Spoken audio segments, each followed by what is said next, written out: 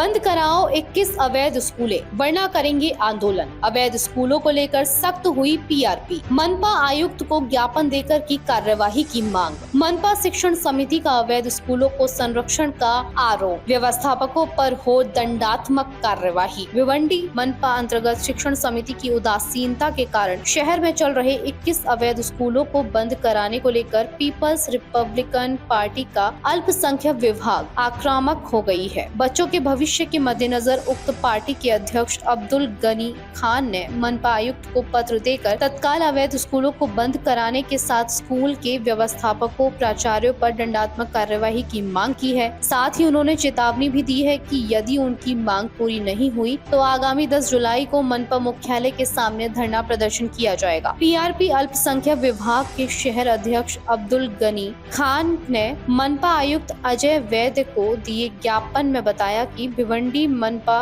शिक्षण समिति द्वारा मनपा सीमा अंतर्गत चल रहे कुल 21 विद्यालयों को अवैध घोषित किया गया है, जिसमें 8 शाला उर्दू माध्यम की, शेष 18 शालाएं इंग्लिश मीडियम की हैं। शिक्षण मंडल कार्यालय मंडई में इन अवैध शालाओं की लिस्ट भी लगाई गई थी ताकि अभिभावक अवैध स्कूलों में अपने बच्चों को प्रवेश न दिलाएं। इतना ही नहीं, अवैध स्कूल संचालकों को चेतावनी भी दी गई थी कि शिक्षा विभाग द्वारा जारी शिक्षण नियमों के तहत ही शहर में शालाएं चलाएं। साथ ही शहर में अवैध स्कूल चालू मिलने पर 1 लाख रुपए का दंड और प्रत्येक दिन दंड की रकम में 10,000 रुपए की बढ़ोतरी करने के लिए चेतावनी भी दी गई थी। बावजूद मनपा प्रशासन की उदासीनता से शहर के अवैध स्कूल बदस्तूर चल रहे हैं। इतना ही नहीं, उन्होंने मनपा शिक्षण समिति पर उदासीनता का आरोप लगाते हुए कहा है कि यदि मनपा शिक्षा विभाग सही से पड़ताल करे तो शहर में 40 से ज्यादा विद्यालय अवैध तरीके से चल रहे हैं, जिसमें से मनपा शिक्षण विभाग द्वारा मात्र 21 अवैध स्कूलों की सूची जारी की गई है, लेकिन ना तो उन्हें बंद कराया जा रहा है और ना ही उन पर दंडात्मक कार्यवाही की जा रही है। मनपा शिक्षण विभाग ने सिर्फ सूची जारी कर अपनी जिम्मेदारियों की इतिश्री कर ली, जिसके कारण शिक्षा विभाग के सहयोग से गैर कानूनी स्कूल संचालक धड़ल्ले से फर्जी स्कूल में प्रवेश शुल्क के नाम पर गरीब अभिभावकों से मनमानी राशि वसूल रहे हैं। प्रवेश प्रक्रिया पर लगाए लगाम कार्यवाही हेतु 5 जुलाई तक का दिया अल्टीमेटम। गनी खान ने मनपा आयुक्त से अनुरोध किया है कि वे इस मामले को गंभीरता से लेकर एक विशेष कमेटी का गठन करके अनाधिकृत 21 स्कूलों को तत्काल प्रभाव से बंद करें और इनके व्यवस्थापकों व प्राचार्यों से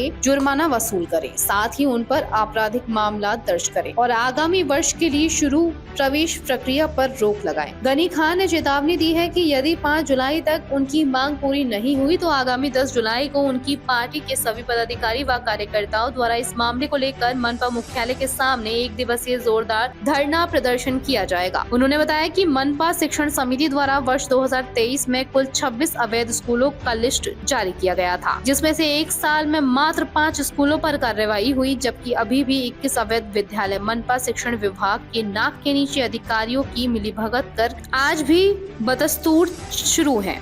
इस संदर्भ में मनपा शिक्षण विभाग के उपायुक्त नैना ससाने से कई बार संपर्क करने की कोशिश की गई, लेकिन उन्होंने कॉल उठाकर कुछ भी बताने की जहमत नहीं उठाया। आज पत्रकार परिषद रखी गई। अवैध स्कूल को लेकर जिस तरह से आज मीडिया को आपने बुलाया है, पूरा मामला क्या है और जिस तरह से हमने देखा पिछले टाइम की उनको नोटिस भी दी। मैं 2023 से इसकी लड़ाई लड़ रहा हूँ जो अवैध स्कूल शहर में चल रहे हैं। मैं ये मानता हूँ कि मस्जिद मंदिर से पहले विद्या मंदिर होती है और उसी विद्या मंदिर में सबको जाना पड़ता है और वहीं से लोगों को मंदिर मस्जिद जाने का और समाज में जाने का एक रास्ता मिलता है, वहीं सीखने को मिलता है। और अगर ऐसी जगह बोकस स्कूल जिसको बोला जा रहा है, ऐसे बोगस स्कूल चलाए गए तो हमारे जो लोग हैं, जो समाज में काम करने वाले लोग हैं, वहाँ क्या सीखेंगे। अपना मुद्दा यही है कि ये जितने भी बोगस स्कूल चलाए जा रहे हैं इसको बंद किया जाए, क्योंकि 10वीं के पहले आदमी एक किस्म का जाहिल होता है। अगर 10वीं तक पढ़ा हुआ आदमी तो जाहिल है, और अगर 10वीं का रिजल्ट उसको नहीं मिलता है तो कहीं ना कहीं उसको सरकारी चीज़ों में भी नुकसान होना, जैसे पासपोर्ट वगैरह बनवाना हुआ और कोई भी काम कराना हुआ तो उसको नुकसान मिलता है। तो ये बोगस स्कूल जो चलाए जा रहे हैं इनका कोई मान्यता नहीं है, इनके रिजल्ट का, इनके एलसी का कोई मान्यता नहीं है, और कहीं ना कहीं सरकार इसके ऊपर अंकुश लगाने में नाकाम है।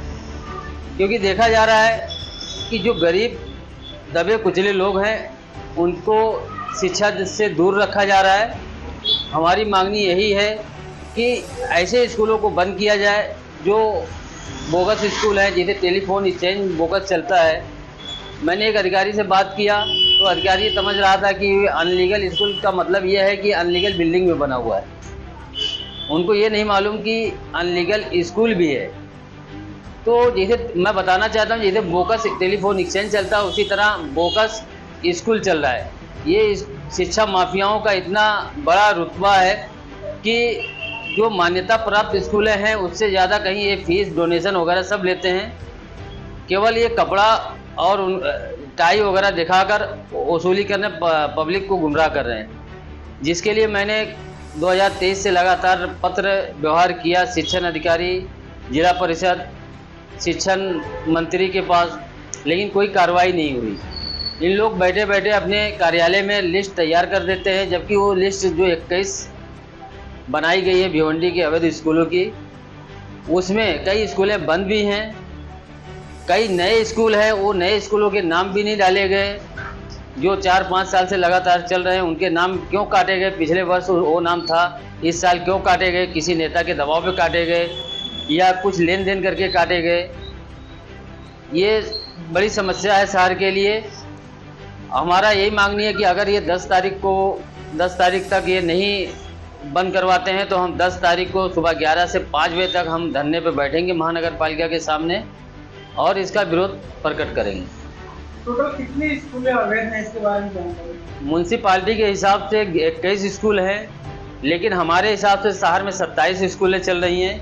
एक यहीं पास में विक्टोरिया करके स्कूल चल रहा है, उसका नाम इस साल लिस्ट में नहीं डाले, किसी नगर सेवक के दबाव में या किसी और अधिकारी के दबाव में या कुछ ले दे के। हमको तो यही लगता है कि कहीं ना कहीं इन लोग जो प्रशासन को पैसा वसूलना चाहिए, दंड वसूलना चाहिए, वो डायरेक्ट अपने जेब में लोग ले रहे हैं, हमको ऐसा लग रहा है। और एक बात और बता दूं कि सरकार ने एक गाइडलाइन जारी किया है, एक जीआर दिया है कि 1 लाख रुपया एक स्कूलों पे अगर वो नहीं करते, बंद नहीं करते तो 1 लाख रुपया उनके ऊपर फाइन मारा जाए और 10,000 रुपया पर दिन फाइन मारा जाए और FIR दर्ज किया जाए। लेकिन भिवंडी में ऐसा कोई कार्रवाई दिख नहीं रही है, जबकि महाराष्ट्र के कई शहरों में कार्रवाई हुई है। और हमें ये लगता है कि ये जो 1 लाख रुपया फाइन की बात है, वो फाइन ना लेते हुए कहीं ना कहीं ये अपने जेब में पैसा ले रहे हैं, क्योंकि अगर ये जेब में नहीं लेते तो फाइन क्यों नहीं मारते? इससे लाखों नहीं करोड़ों रुपए का नुकसान कहीं ना कहीं म्यूनसिपालिटी का शिक्षण विभाग का हो रहा है। सर, आप इस माध्यम से आप क्या कहना चाहेंगे जनता को? जनता से क्या अपील करना चाहेंगे इस मुद्दे में? मैं जनता से यही अपील करना चाहूँगा कि जितने स्कूलों के नाम लिस्ट में आए हुए हैं, इन स्कूलों में आप अपने बच्चों की भविष्य मत खराब करें भेजकर, क्योंकि वो अगर 10वीं भी पढ़ लेता है तो वो जाहिल का जाहिल रह जाएगा, क्योंकि उसके पास अगर सर्टिफिकेट नहीं मिलती है, LC नहीं मिलती है, रिजल्ट नहीं मिलते हैं, तो उसको पढ़ाकर कोई आपके काम आने वाला नहीं बच्चा है। वो बाद में जिस तरह एक अनपढ़ आदमी केवल गधा बनकर काम करता है, मजदूरी करता है, उसको यही वो रहता है कि भाई हमको केवल काम करना है, आगे उसकी कोई सोच नहीं रहती। उसी तरह आपका बच्चा 10वीं पढ़ा हुआ भी रहेगा। आप लोगों से यही अपील है कि आप अपने बच्चों को अच्छे स्कूलों में क्षेत्र के समाज सेवकों से सुझाव लेकर डालें।